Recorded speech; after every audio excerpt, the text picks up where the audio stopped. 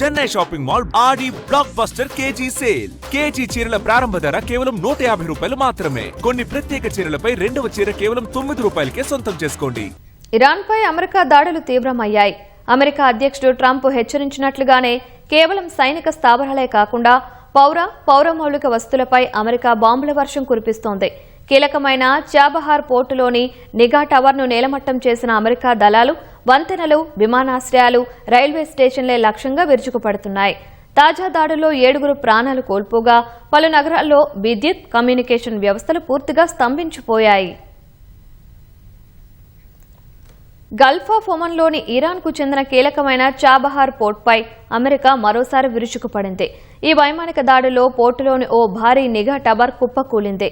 వాణిజ్యానికి అత్యంత కీలకమైన చాబహార్ పోర్టులోని నిఘా టవర్ కూలుతున్న చిత్రాన్ని అమెరికా రక్షణ మంత్రి పీట్ హెగ్సెత్ పోస్టు చేశారు.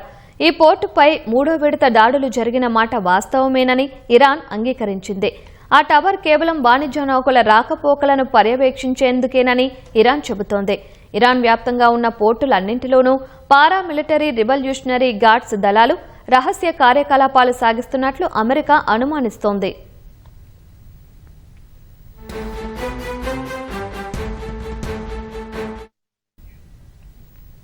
ట్రంప్ ప్రకటించినట్లే ఇరాన్లోని సైనిక స్థావరాలే కాకుండా పౌర మౌలిక వస్తువులపై సైతం సెంట్రల్ కమాండ్ దాడులకు పాల్పడుతోంది.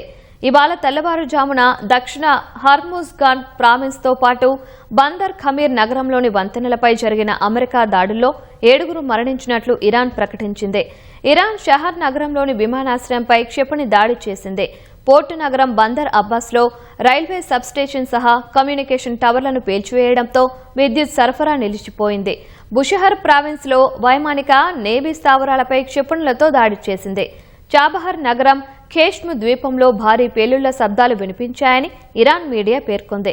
తమ దిగ్బంధనాన్ని కాదని హర్ముజ్ దాటేందుకు ప్రయత్నించిన 3 ఇరాన్ నౌకలను వెనక్కి పంపినట్లు యుఎస్ సెంట్రల్ కమాండ్ తెలిపింది.